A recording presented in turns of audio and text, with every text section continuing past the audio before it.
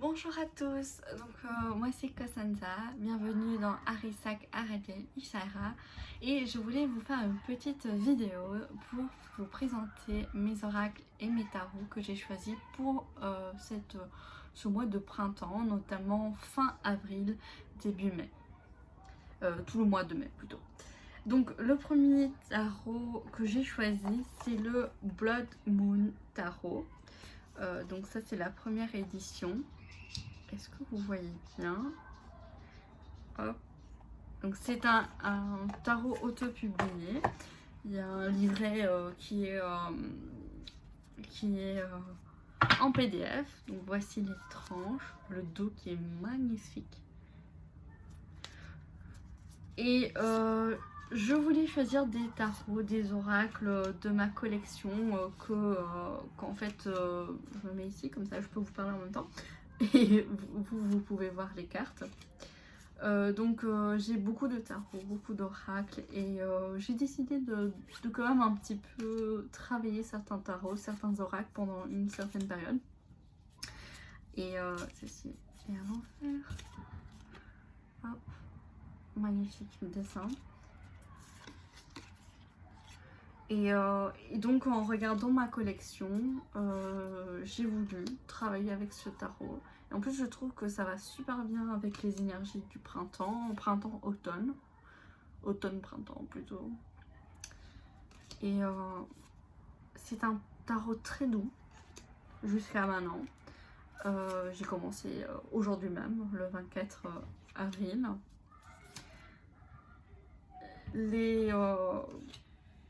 C'est pas un tarot pour débutants. C'est pas un tarot pour débutants parce que c'est pas un tarot qui suit le Rider-Waite ni le Marseille. Il y a certaines...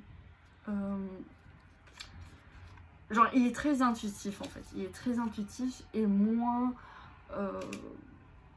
dans une structure du tarot.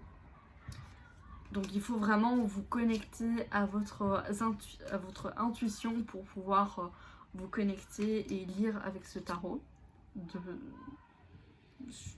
par rapport à mon expérience avec. J'avais déjà tiré quelques cartes avant et c'était ce que j'avais ressenti. Donc voilà. Le deuxième tarot que je veux travailler pendant ce mois, cette période, c'est le Oshozen Tarot. Donc moi j'ai la version italienne de Lo Scarabeo qui vient avec un livre. Hop. Oui, il est en italien, hein, bien sûr. Et j'adore parce que les cartes elles sont petites. J'adore. Je pense que le dos il est différent de l'édition française. Donc je vous montre, même si c'est en italien, hein, mais voilà. Ça c'est la carte que j'avais tirée pour aujourd'hui. Et je vous ferai aussi des tirages, je vous mets pas en fait tout le tirage, comment dire, les détails du tirage parce que déjà ça va pas rentrer sur Instagram en tout cas. Et mais je vous mettrai à chaque fois le message général des cartes qui sont sorties pour moi et que peut-être ça va vous donner aussi un message pour vous. Et donc il est pas... Lui aussi, moi j'ai l'impression qu'il est un peu Thoth. Il a des énergies un peu du tarot de Thoth. Il est plus comme un oracle parce que les illustrations sont quand même très loin du Rider-Waite ou du Marseille. Donc il n'y a pas... voilà, on a juste une couleur qui représente ici par exemple... Ah ça c'est le... ça c'est un arcane majeur. Je vais essayer de vous trouver. Voilà, par exemple celui-ci, la couleur elle est bleue, donc normalement ça fait référence aux coupes, donc à l'eau.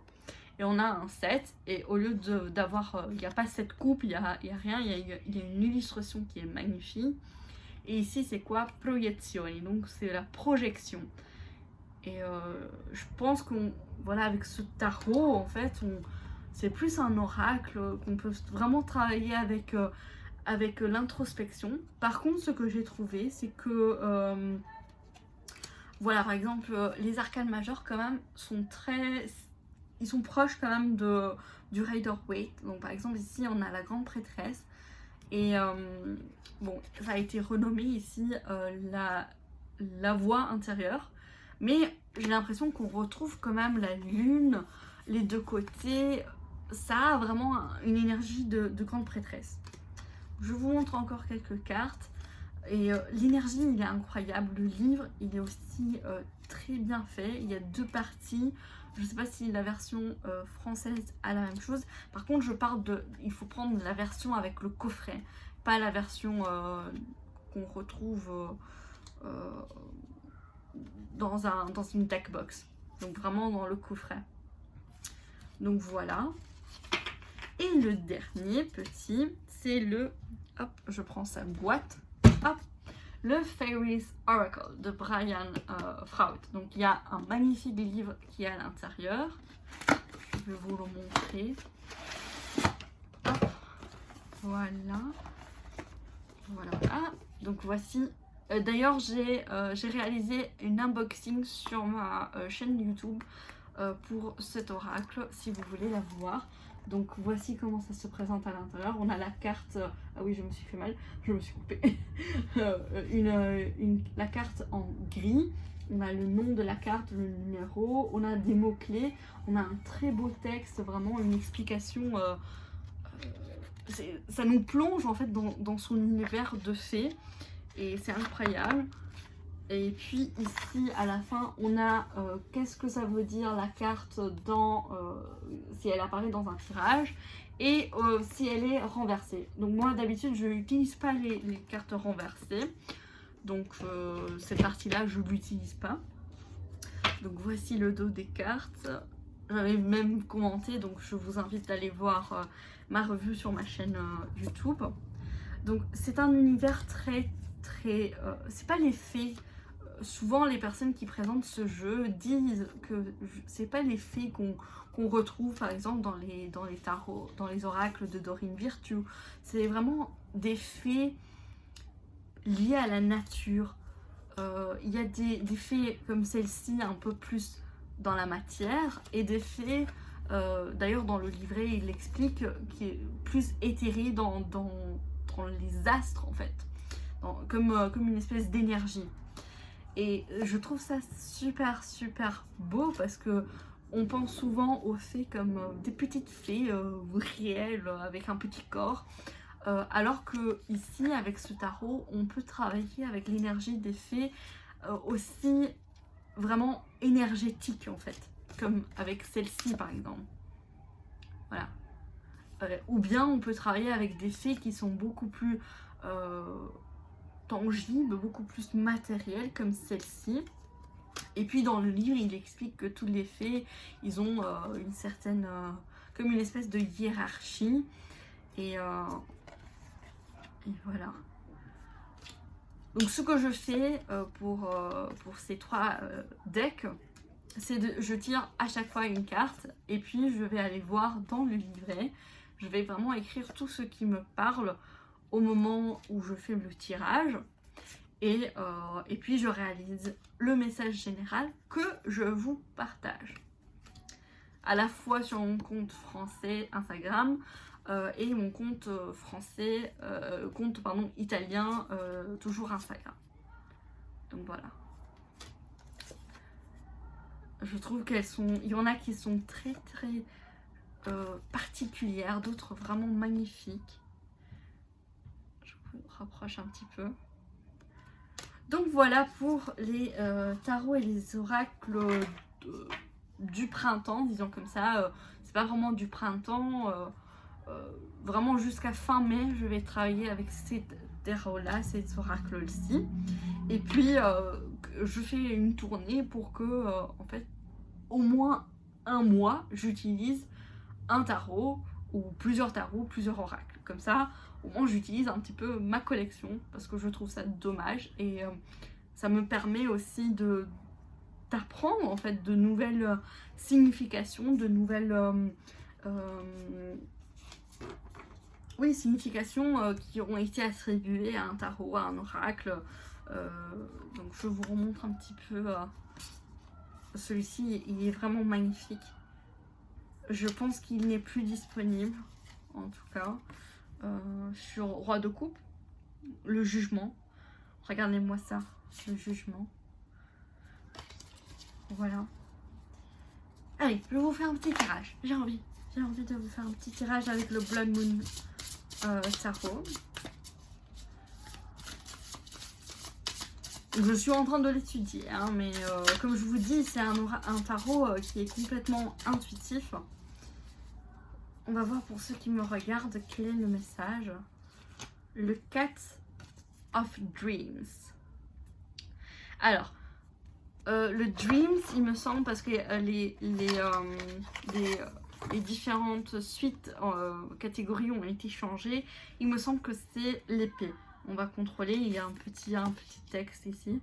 Alors, Dreams are swords. Voilà, c'est bon. Et ça aussi, c'est intéressant de voir que quand les catégories ont été renommées, si on arrive à se connecter avec le tarot, on devrait savoir un petit peu par rapport à quelle catégorie classique ça correspond. Donc ça, c'est le 4 d'épée, en fait. Alors, qu'est-ce que je vois ici? Déjà, j'ai l'impression que ce tarot vous invite à regarder les choses autrement. C'est comme si en ce moment, vous êtes vous voyez des choses d'une certaine manière qui peut-être vous porte à vous tromper sur une certaine situation ou une personne. Donc c'est comme s'il y a une illusion. Et on vous invite de changer cette perspective, d'ouvrir les autres sens, les autres yeux. De ne pas regarder avec votre vue, mais de regarder avec votre corps.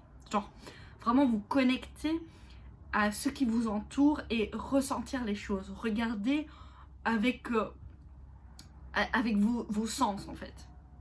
Voilà ce que la carte ici m'invite à vous communiquer, en tout cas. Allez, je vous laisse contempler cette magnifique carte. Et je vous dis donc à bientôt pour d'autres vidéos.